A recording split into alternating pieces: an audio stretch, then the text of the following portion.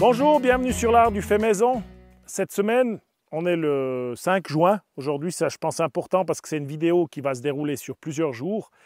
On est dans la pleine récolte du blé qu'on a décidé d'effectuer épi par épi parce que voilà, j'apprends the hard way, comme on dirait en anglais.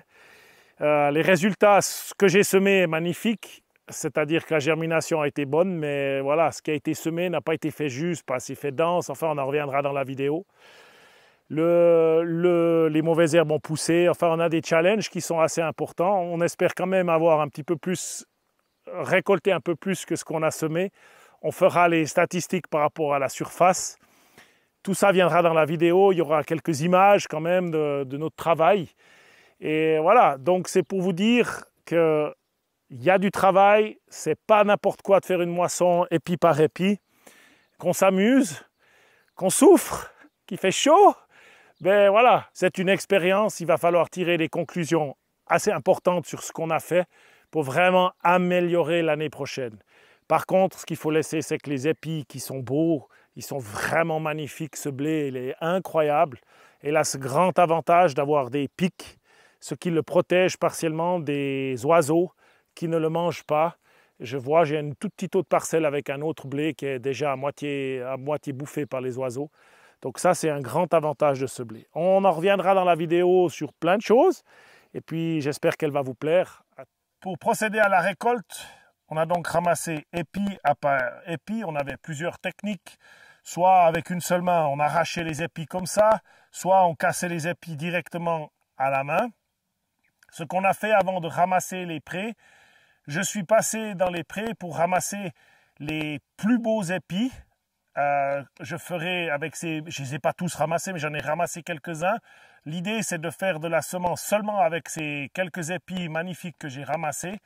Et puis de faire l'année prochaine une toute petite parcelle avec ça. La surface totale des différents endroits qu'on avait semés, malgré que ça semble grand, ça représentait à peu près 1000 mètres carrés de semis l'année passée. Pour faire ce semis, j'ai utilisé 17 kg de semences et nous avons récolté brut, c'est-à-dire épis arrachés, avant vannage, avant etc. Je vais vous expliquer le processus. 30 kg. Une fois qu'on avait ces 30 kg bien tassés dans des sacs, on a fait ça pratiquement tous les soirs. Le matin, ça allait plus difficilement, ça se cassait plus difficilement que le soir. Donc, dès 6 heures, il faisait encore 35 quand on commençait, mais dès 6 heures, on a commencé à ramasser ces épis. La majorité du temps, moi je ramassais, mon épouse m'aidait avec le sac qu'on déplaçait, ça allait plus vite. Et puis on a eu deux soirs avec un petit coup de main deux fois des personnes différentes. C'était vraiment cool, ça encourageait, c'est pas seulement d'être dans le champ tout seul, on peut discuter, on peut avancer avec ça.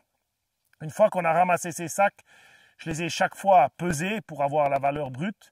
Puis on les a toutes écrasées avec les pieds. On a frotté dessus pour faire sortir le grain. La terrasse, c'est idéal, notre terrasse devant la maison, parce que le sol est un tout petit peu rugueux, ça allait bien. Un passage, un premier tri, un deuxième passage, parce qu'on n'avait pas jamais fait tous les grains.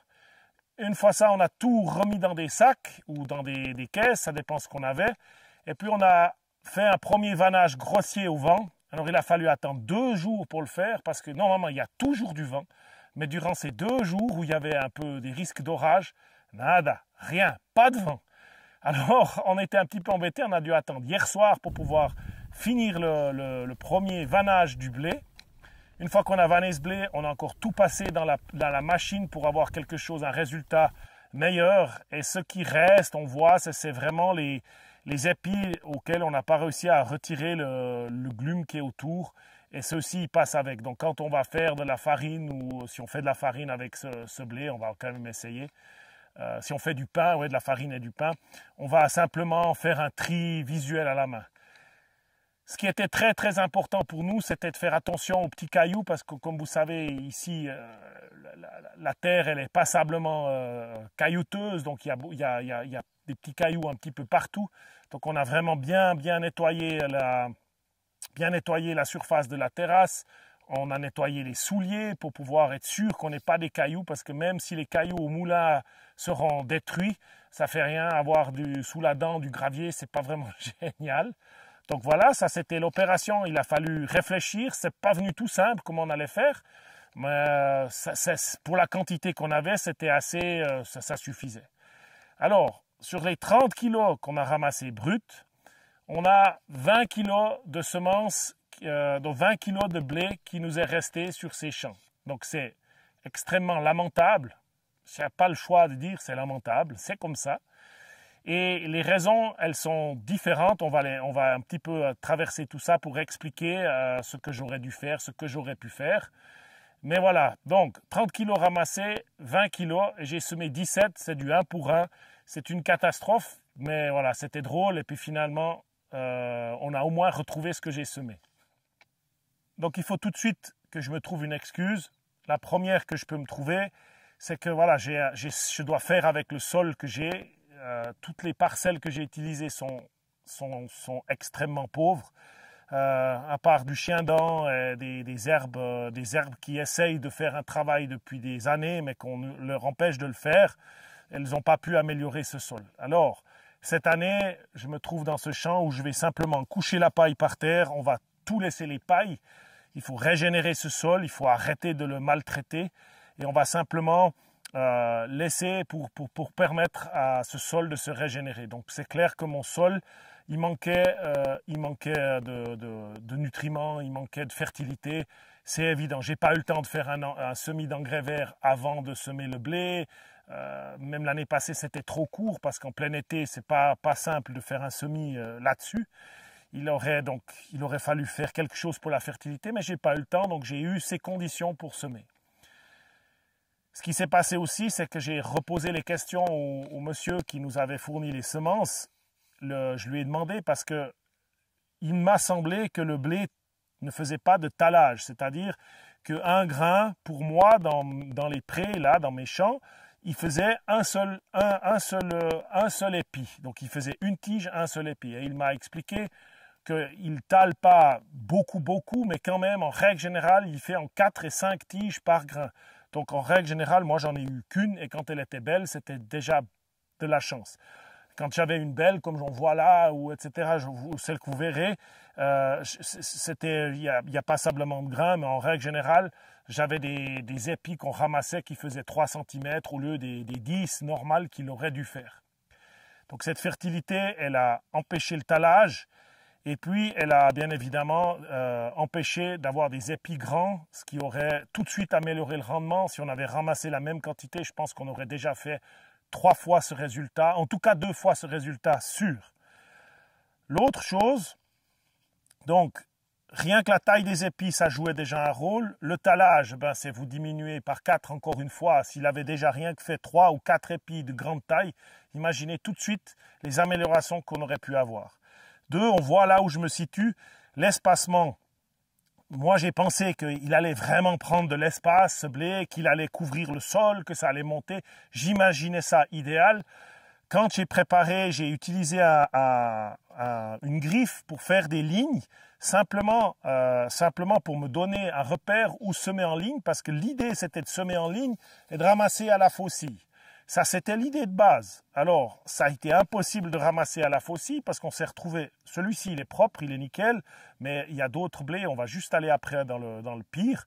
Il y avait une herbe à côté, alors ça empêchait l'averse du blé, mais il y avait trop au sol pour pouvoir ramasser à la faucille.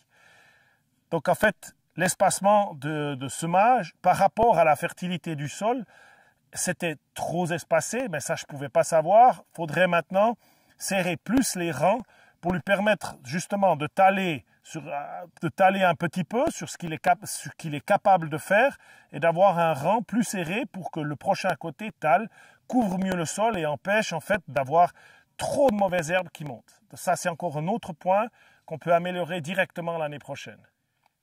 Évidemment, dans cette parcelle, on voit directement la différence, l'herbe qui a poussé dans le blé, l'a étouffé, etc. Donc, c'est difficile.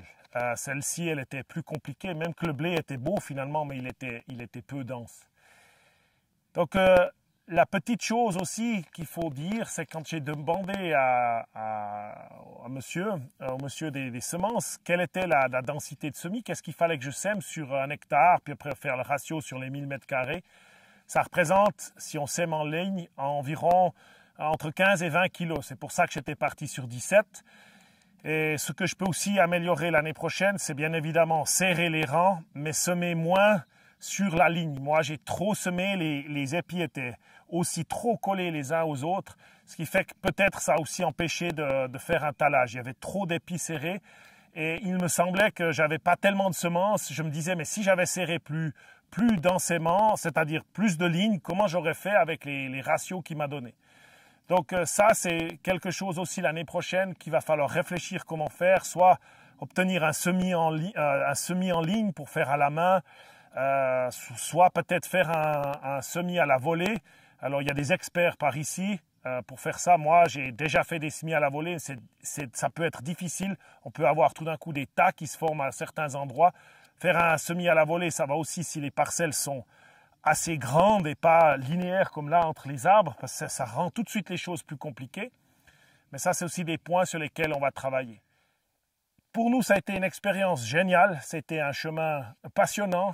On s'est beaucoup inquiété pour ce blé. C'est clair, il faut améliorer les choses parce que pour le travail, le résultat, il n'est pas là, vous avez compris. Et c'est pas bien grave. On va se concentrer l'année prochaine pour faire mieux. Je remercie tout le monde, ceux qui étaient là pour m'aider au semis, ce jour où j'ai fait ça, les gens qui sont venus m'aider à nous aider à ramasser le blé. C'était cool et puis ça nous a bien donné courage. Et j'espère que cette vidéo vous aura plu et puis à tout bientôt. Au revoir.